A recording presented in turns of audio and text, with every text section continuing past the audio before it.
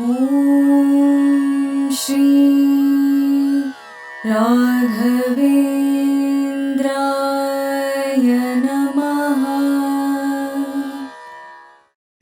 ಶ್ರೀ ಗುರುಭ್ಯೋ ನಮಃ ಪರಮಗುರುಭ್ಯೋ ನಮಃ. ಶ್ರೀಮದಾನಂದತೀರ್ಥ ಭಗವತ್ಪಾದಾಚಾರ್ಯ ಗುರುಭ್ಯೋ ನಮಃ. ಕಲ್ಯಾಣಾಂತರಾಯ ಕಾಮಿದತ್ತಪ್ರದಾಯಿನೇ ಶ್ರೀಮದ್ ವೆಂಕಟನಾಥಾಯ ಶ್ರೀನಿವಾಸಾಯ ತೇ ನಮಃ. ವೆಂಕಟಾದ್ರಿತಮಂ ಸ್ಥಾನಂ ಬ್ರಹ್ಮಾಂಡೇ ನಾಸ್ತಿ ಕಿಂಚನ ವೆಂಕಟೇ ಸಮೋ ದೇವೋ ನಭೂತೋ ನ ಭವಿಷ್ಯತೆ ತೇನ ಸತ್ಯವಾಕ್ಯೇನ ಸರ್ವಾರ್ಥಾನ್ ಸಾಧಯಾಮ್ಯಹಂ. ಶ್ರೀ ಕ್ಷೇತ್ರ ಆಗಿರ್ತಕ್ಕಂಥ ಜ್ವಾಲಾ ಬಹುರೋಗ ವೈದ್ಯ ಲಕ್ಷ್ಮೀ ನರಸಿಂಹದೇವರ ಸನ್ನಿಧಾನ, ನವನರಸಿಂಹದೇವರ ಸನ್ನಿಧಾನ, ಮುಖ್ಯ ಪ್ರಾಣದೇವರ ಸನ್ನಿಧಾನ, ಸಾಕ್ಷಾತ್ ಗುರುಗಳಾಗಿರ್ತಕ್ಕಂಥ ರಾಯರ ಸನ್ನಿಧಾನದಲ್ಲಿ ರಾಯರು, ವಿಜೇಂದ್ರ ತೀರ್ಥರು, ಜಯತೀರ್ಥರು ಮೂರೂ ಜನ ಇರ್ತಕ್ಕಂಥ ಮೃತ್ಕಾ ಬೃಂದಾವನದಲ್ಲಿ 48 ಸಾಲಿಗ್ರಾಮ ಇರ್ತಕ್ಕಂಥ ಇಂಥ ಕ್ಷೇತ್ರದಲ್ಲಿ ವಿಶೇಷವಾಗಿ ಎಲ್ಲರಿಗೂ ಗುರುಗಳ ಅನುಗ್ರಹವನ್ನು ಮಾಡಲಿ ಅಂತೇಳಿ ಭಗವಂತನ ಪ್ರಾರ್ಥನೆ ಮಾಡ್ತಾ, ನಮೋ ಬ್ರಹ್ಮಣ್ಯ ದೇವಾಯ ಗೋ ಬ್ರಾಹ್ಮಣಗಿತಾಯ ಚ ಜಗದ್ವಿತಾಯ ಕೃಷ್ಣಾಯ ಗೋವಿಂದಾಯ ನಮೋ ನಮಃ. ಇದೇ ವಿಶೇಷವಾಗಿರ್ತಕ್ಕಂಥ ಎಲ್ಲರಿಗೂ ಭಗವಂತ ಅನುಗ್ರಹ ಮಾಡಲಿ ಅಂತೇಳಿ ಭಗವಂತನ ಪ್ರಾರ್ಥನೆ ಮಾಡ್ತಾ, ವೈಕುಂಠ ಏಕಾದಶಿ, ಏಕಾದಶಿಯಲ್ಲಿ ಬಹಳ ವಿಶೇಷವಾಗಿರ್ತಕ್ಕಂಥದ್ದು. ಏಕಾದಶಿ ಅಂದರೆ ಅದ್ಭುತವಾಗಿರ್ತಕ್ಕಂಥ ಏಕಾದಶಿಗಳು. 24 ಏಕಾದಶಿಗಳಲ್ಲಿ ಒಂದು ತಿಂಗಳಿಗೆ 2 ಏಕಾದಶಿ ಬರುತ್ತೆ. ಆ ಏಕಾದಶಿ ದಿವಸ ವಿಶೇಷವಾಗಿ ಭಗವಂತನನ್ನು ಸ್ಮರಣೆ ಹಾಗೆ ಮಾಡಬೇಕು. ದಶಮಿಯ ದಿವಸ ಬೆಳಗ್ಗೆ ಊಟವನ್ನು ಮಾಡಿ ಸಾಯಂಕಾಲ ಸಮಯದಲ್ಲಿ ವಿಶೇಷವಾಗಿ ಫಲಹಾರವನ್ನು ಮಾಡಬೇಕು. ತದನಂತರ ಮಾರನೇ ದಿವಸ ನಿರ್ಜಲವಾಗಿ ಏಕಾದಶಿಯನ್ನು ಮಾಡಿ ಮಾರನೇ ದಿವಸ ದೇವರ ಪೂಜೆಯನ್ನು ಮಾಡಿ ಭಗವಂತನಿಗೆ ನೈವೇದ್ಯವನ್ನು ಮಾಡಿ ಊಟವನ್ನು ಮಾಡಬೇಕು. ಇದು ಏಕಾದಶಿ ಫಲ ಮಾಡ್ತಕ್ಕಂಥ ಫಲ ಭಾಳ ವಿಶೇಷವಾಗಿರ್ತಕ್ಕಂಥದ್ದು. ಒಂದೊಂದು ಏಕಾದಶಿಗೂ ಒಂದೊಂದು ದೇವತಾ ಅಂಶಗಳಿರುತ್ತದೆ. ಜಯ ಏಕಾದಶಿ, ವಿಜಯ ಏಕಾದಶಿ, ಒಂದೊಂದಕ್ಕೂ ಒಂದೊಂದು ಅರ್ಥವಾಗಿ ಭಗವಂತ 24 ಏಕಾದಶಿಯಲ್ಲೂ ಒಂದು ದೇವತೆಗಳು ವಿಶೇಷ ಅನುಗ್ರಹವನ್ನು ಮಾಡ್ತಕ್ಕಂಥವ್ರು ಆಗ್ತಾರಂತೆ. ಅದಕ್ಕೋಸ್ಕರವಾಗಿ ಅದರಲ್ಲೂ ಬಹಳ ವಿಶೇಷವಾಗಿರ್ತಕ್ಕಂಥ ಏಕಾದಶಿ ಅಂದರೆ ವೈಕುಂಠ ಏಕಾದಶಿ. ಸಾಕ್ಷಾತ್ ಭಗವಂತನಾಗಿರ್ತಕ್ಕಂಥ ವೈಕುಂಠಪತಿ ಆಗಿರ್ತಕ್ಕಂಥ ಶ್ರೀನಿವಾಸ ದೇವರು ವಿಶೇಷವಾಗಿ ಅನುಗ್ರಹವನ್ನು ಮಾಡ್ತಕ್ಕಂಥದ್ದು. ಅದಕ್ಕೋಸ್ಕರವಾಗಿ ವೈಕುಂಠ ಏಕಾದಶಿ ದಿವಸ ವೈಕುಂಠ ಭಾಗವನ್ನು ತೆಗಿತಾರಂತೆ. ಎಲ್ಲಿ? ನಮ್ಮ ಗುರುಗಳಾಗಿರ್ತಕ್ಕಂಥ ತಿರುಪತಿಯ ನಮ್ಮ ಗುರುಗಳಾಗಿರ್ತಕ್ಕಂಥ ಮಂತ್ರಾಲಯದ ರಾಗಪ್ಪ, ತಿರುಪತಿಯ ತಿಮ್ಮಪ್ಪನ ಹತ್ರ ಹೋದಾಗ ಆ ವೈಕುಂಠದ ಭಾಗವನ್ನು ತೆಗಿತಾರಂತೆ. ತಿರುಪತಿಯಲ್ಲಿ ಬಹಳ ವಿಶೇಷವಾಗಿ ನಡೆಯುತ್ತಂಥದ್ದು. ಯಾಕೆ ಅಂದರೆ ಅಲ್ಲಿ ಸ್ವಾಮಿ ಪುಷ್ಕರಣಿ ಎಂದಿದೆ. ಆ ಸ್ವಾಮಿ ಪುಷ್ಕರಣಿ ತೀರದಲ್ಲಿ ಸ್ನಾನವನ್ನು ಮಾಡಿ, ಆ ಸ್ವಾಮಿ ಪುಷ್ಕರಣಿ ತೀರದಲ್ಲಿ ವಿಶೇಷವಾಗಿ ಸ್ನಾನವನ್ನು ಮಾಡಿದಾಗ ದೇವರ ಸ್ಮರಣೆಯನ್ನು ಮಾಡಿ ದೇವಸ್ಥಾನಕ್ಕೆ ಹೋಗಿ ನಮಸ್ಕಾರವನ್ನು ಮಾಡಿ, ತದನಂತರ ಭಗವಂತನಲ್ಲಿ ಕೇಳಬೇಕಂತೆ ವರಹದೇವರನ್ನು, ಭಗವಂತ ನಾನು ಬಂದಿಲ್ಲಪ್ಪ, ನೀನು ಕರೆಸಿದೆಯೋ, ಈ ಭಗವಂತನ ದರ್ಶನವನ್ನು ಮಾಡಿಸ್ತಕ್ಕಂಥ ಭಾಗ್ಯ ನೀನು ಅನ್ಕೊಡಪ್ಪ ಅಂದಾಗ ಆ ವರಹದೇವರು ತಥಾಸ್ತು ಅಂತ ಹೇಳ್ತಾರಂತೆ. ವರಹದೇವರು ಹೋಗಿ ಶ್ರೀನಿವಾಸ ದೇವರ ಮುಂದೆ ಹೇಳ್ತಾರಂತೆ, ಇಂಥ ಮನುಷ್ಯ ಬಂದಿದ್ದಾನಪ್ಪ, ಇಂಥವನು ಬಂದಿದ್ದಾನೋ, ನೀನು ಉದ್ಧಾರ ಮಾಡೋ ಅಂತ ಹೇಳ್ತಾರಂತೆ. ಆಗ ಆ ಶ್ರೀನಿವಾಸ ದೇವರ ಹತ್ರ ಹೋಗಿ ನಮಸ್ಕಾರವನ್ನು ಮಾಡಿ ಬಂದಾಗ ನೀವು ಅಂದ್ಕೊಂಡಿರ್ತಕ್ಕಂಥ ಕೆಲಸ ಎಲ್ಲ ಸಿದ್ಧಿ ಆಗ್ತಕ್ಕಂಥ ಭಾಗ್ಯ ಇರುತ್ತದೆ. ಈಗಲೂ ತಿರುಪತಿ ತಿಮ್ಮಪ್ಪನ ವಿಶೇಷವಾಗಿರ್ತಕ್ಕಂಥ ರಾತ್ರಿಯ ಸಮಯದಲ್ಲಿ ಎಲ್ಲವನ್ನು ಇಡ್ತಾರೆ. ಹಾಲು, ಮೊಸರು, ಜೇನುತುಪ್ಪ ಪ್ರತಿಯೊಂದು ಇಟ್ಟು, ನೀರನ್ನು ಇಟ್ಟು 1 ಗಂಟೆ ಟೈಮು, ಅರ್ಧ ಗಂಟೆ ಟೈಮಲ್ಲಿ ಬಾಗಲಾಗ್ತಾರೆ ದೇವಸ್ಥಾನದವನ್ನ. ಆಗ ಸಾಕ್ಷಾತ್ ಬ್ರಹ್ಮದೇವರು ಹೋಗಿ ಆ ನದಿಯಲ್ಲಿ ಸ್ನಾನವನ್ನು ಮಾಡಿ ಆ ಬ್ರಹ್ಮದೇವರೇ ಶ್ರೀನಿವಾಸ ದೇವರಿಗೆ ಅಭಿಷೇಕವನ್ನು ಮಾಡ್ತಾರಂತೆ. ಈಗಲೂ ಮಾಡ್ತಾರಂತೆ, ಅಭಿಷೇಕವನ್ನು ಮಾಡ್ತಾರಂತೆ ಬ್ರಹ್ಮದೇವರು. ವಿಶೇಷ ಅಂತದ್ದು. ಅದಕ್ಕೋಸ್ಕರವಾಗಿ ಆ ಹಾಲು ಮೊಸರು ಇಟ್ಟಿರ್ತಕ್ಕಂಥ ಎಲ್ಲ ಜರುಗತ್ತಂಥದ್ದು, ಎಲ್ಲ ಚೆಲ್ಲಿರುತ್ತಂಥದ್ದು, ಈಗಲೂ ಚೆಲ್ಲಿರುತ್ತಂಥದ್ದು. ಹಂಗಿಟ್ಟಿರ್ತಾರೆ, ಹೆಂಗೆ ಚೆಲ್ಲುತ್ತೆ? ಅದೆಲ್ಲ ಚೆಲ್ಲಿರುತ್ತಂತಲ್ಲೆಲ್ಲ ಒಂಥರ ಆಡೋದು, ಇದು ಮಾಡೋದು, ಚೆಲ್ಲಿ ಅದೆಲ್ಲ ಒಂಥರ ಬಿದ್ದಿರುತ್ತಂತಲ್ಲಿ. ನಾವು ಅದರಲ್ಲಿ ವಿಶೇಷವಾಗಿ ನಾವು ಅದನ್ನು ಅನುಸಂಧಾನ ಮಾಡ್ಕೋಬೇಕು. ಮತ್ತು ಅದರಲ್ಲೂ ವಿಶೇಷವಾಗಿ ಬ್ರಹ್ಮದೇವರು ಹಚ್ಚಿರ್ತಕ್ಕಂಥ ದೀಪ ಈಗಲೂ ಉರಿತಾನೆ ಇದೆ ಅಂತಲ್ಲಿ. ಅದನ್ನು ಸಂಶಯ ಅಂತಾರೆ, ಸಂಶಯ ಅಂತ ಹೇಳ್ತಾರೆ. ಅದರಿಂದ ಆ ಬ್ರಹ್ಮದೇವರು ಹಚ್ಚಿರ್ತಕ್ಕಂಥ ಅಲ್ಲಿರ್ತಕ್ಕಂಥ ಬ್ರಹ್ಮದೇವರು ಹೋಗ್ತಕ್ಕಂಥ ಹಾದಿ ಇದೆಯಲ್ಲ ದಾರಿ, ಆ ಬ್ರಹ್ಮದೇವರು ಹೋಗ್ತಕ್ಕಂಥ ಆ ಬಾಗಿಲಿದೆಯಲ್ಲ, ಆ ಬಾಗಿಲಿಂದ ಹೋಗಿ ದೇವರ ದರ್ಶನವನ್ನು ಮಾಡ್ತಕ್ಕಂಥ ಭಾಗ್ಯ ವೈಕುಂಠ ಏಕಾದಶಿ ದಿವಸ ಮಾತ್ರ ನಮಗೆ ಕೊಡ್ತಾರಂತೆ. ಅದಕ್ಕೋಸ್ಕರವಾಗಿ ಈ ವೈಕುಂಠ ಏಕಾದಶಿ ದಿವಸ ಯಾರು ದರ್ಶನವನ್ನು ಮಾಡ್ತಾರೆ ಆ ವೈಕುಂಠದ ಏಕಾದಶಿ ದಿವಸ ಭಜನೆಯನ್ನು ಮಾಡಬೇಕು.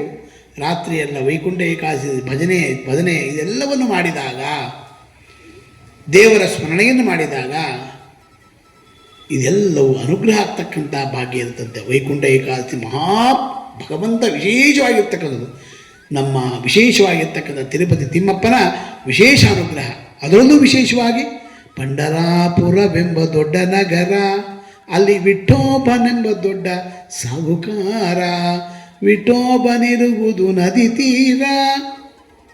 ಆ ನದಿ ತೀರದಲ್ಲಿ ಹೋಗಿ, ಪಂಡರಾಪುರದ ನದಿ ತೀರದಲ್ಲಿ ಹೋಗಿ ವಿಶೇಷವಾಗಿ ಸ್ನಾನವನ್ನು ಮಾಡಿ, ಏಕಾದಶಿಯಿಂದ ತುಳಸಿಯ ಗಿಡವನ್ನು ಇಟ್ಟುಕೊಂಡು ತಲೆ ಮೇಲೆ ಇಟ್ಕೊಂಡು ವಿಠಲ ವಿಠಲ ವಿಠಲ ವಿಠಲ ವಿಠಲ ಅಂತ ಕುಣಿದಾಗ ಆ ವಿಠಲನೇ ಬಂದು ನಿಮಗೆ ಒಲಿತನಂತೆ. ಅಂಥ ಮಹಾನುಭಾವ ವಿಠಲ. ಯಾರವನು? ಪಂಡರಾಪುರದಲ್ಲಿರ್ತಕ್ಕಂಥ ಪಾಂಡುರಂಗ, ರುಕ್ಮಿಣೀದೇವಿ ವಿಶೇಷವಾಗಿ ಅನುಗ್ರಹವನ್ನು ಮಾಡ್ತಕ್ಕಂಥವಳಾಗ್ತಾಳಂತೆ.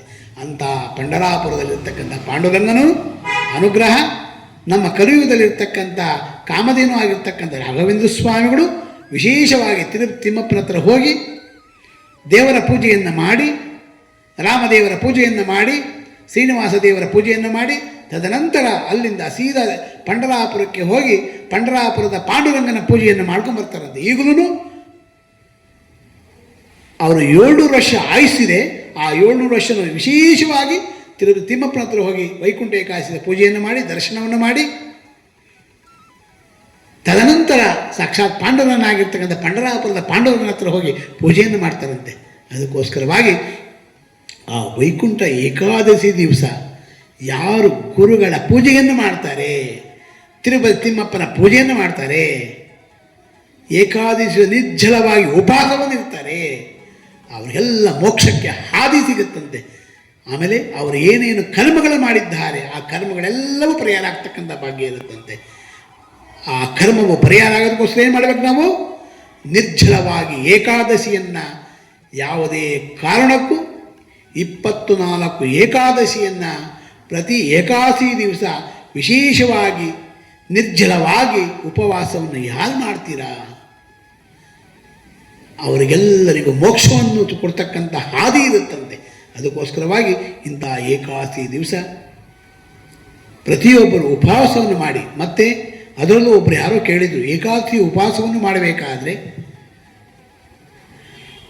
ನಮಗೆ ಈರುಳ್ಳಿ ಬೆಳ್ಳುಳ್ಳಿ ಮಾರನೇ ದಿವಸ ತಿನ್ಬೋದಾ ಅಂತ. ಯಾವುದೇ ಕಾರಣಕ್ಕೆ ಆಗಲಿ ಈರುಳ್ಳಿ ಬೆಳ್ಳುಳ್ಳಿಯನ್ನು ಉಪಯೋಗಿಸಬಾರದು. ಯಾವತ್ತು?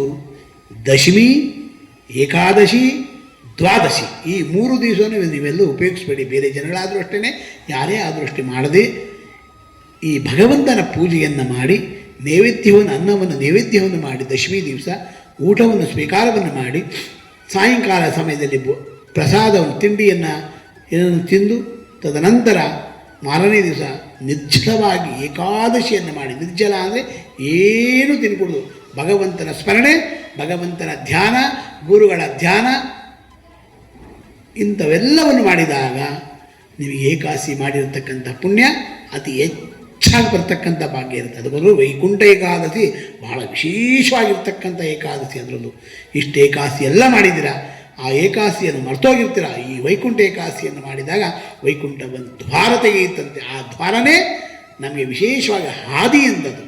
ನಮಗೆ ಮುಂದಿನ ಜೀವನಕ್ಕೆ ಹಾದಿ ಏನದು? ವೈಕುಂಠ ದ್ವಾರ. ಆ ವೈಕುಂಠ ದ್ವಾರ ಬಗ್ಗೆ ಹೋದಾಗ ನಮಗೆ ಪುಣ್ಯ ಸಿಗ್ತಕ್ಕಂಥ ಭಾಗ್ಯ ಇರುತ್ತಂತೆ. ಎಲ್ಲ ದೇವಸ್ಥಾನಗಳಲ್ಲೂ ದೇವರ ದರ್ಶನವನ್ನು ಮಾಡಿ, ತಿರುಪತಿ ತಿಮ್ಮಪ್ಪನ ಹತ್ರ ಹೋದಾಗ ಶ್ರೀನಿವಾಸ ದೇವರ ಒಂದು ತಲೆ ಮೇಲೆ ಶ್ರೀನಿವಾಸ ದೇವರ ಹತ್ರ ಅವರು ಕೆಳಗಡೆ ಹೋದಾಗ ನಮ್ಮಲ್ಲಿರ್ತಕ್ಕಂಥ ದಾರಿದ್ರ್ಯಗಳೆಲ್ಲ ಪರಿಹಾರ ಆಗ್ತಕ್ಕಂಥ ಭಾಗ್ಯ ಇರುತ್ತೆ. ಇಂಥ ಭಾಗ್ಯ ಸಿಗ್ತಕ್ಕಂಥದ್ದು ವೈಕುಂಠ ಏಕಾದಶಿ ದಿವಸ ಮಾತ್ರ. ವೈಕುಂಠ ಏಕಾದಶಿ, ಮುಕೋಟ ದ್ವಾದಶಿ. ಆ ದ್ವಾದಶಿ ಪಾರಣೆಯನ್ನು ಮಾಡಿ, ಬ್ರಾಹ್ಮಣರಿಗೆ ವಿಶೇಷವಾಗಿ ಅಲಂಕಾರ ಪೂಜೆಯನ್ನು ಮಾಡಿ, ಬ್ರಾಹ್ಮಣರಿಗೆ ಊಟವನ್ನು ಹಾಕಿ, ದಕ್ಷಿಣೆ ಪ್ರತಿಯೊಂದು ಏನೋ ನಿಮಗೆ ಯಥಾಶಕ್ತಿ ಮಾಡಿದಾಗ ಎಲ್ಲ ಪುಣ್ಯ ಬರ್ತಕ್ಕಂಥ ಭಾಗ್ಯ ಇರುತ್ತೆ.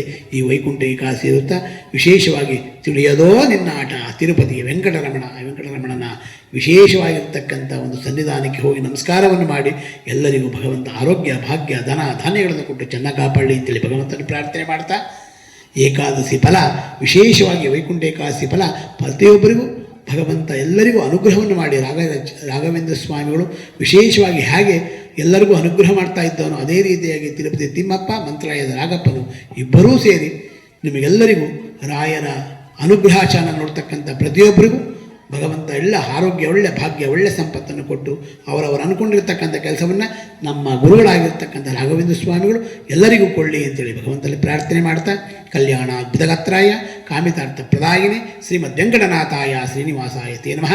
ವೆಂಕಟಾದ್ರಿ ಸಮಂ ಸ್ಥಾನಂ ಬ್ರಹ್ಮಾಂಡೇ ನಾಸ್ತಿ ಕಿಂಚನ ವೆಂಕಟೇ ಸಮೋದೇವೋ ನಭೂತೋ ನ ಭವಿಷ್ಯತೆ ಏತೇನ ಸತ್ಯವಾಕ್ಯೇನ ಸರ್ವಾರ್ಥಾನ್ ಸಾಧಯಾಮಿ. ಈ ಸತ್ಯವಾಕ್ಯವನ್ನು ನಮ್ಮ ಗುರುಗಳೇ ನುಡಿಸ್ತಾ ಇದ್ದಾರೆ.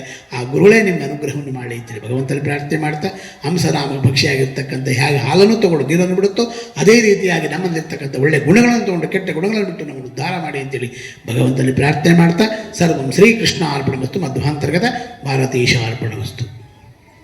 ಓಂ ಶ್ರೀ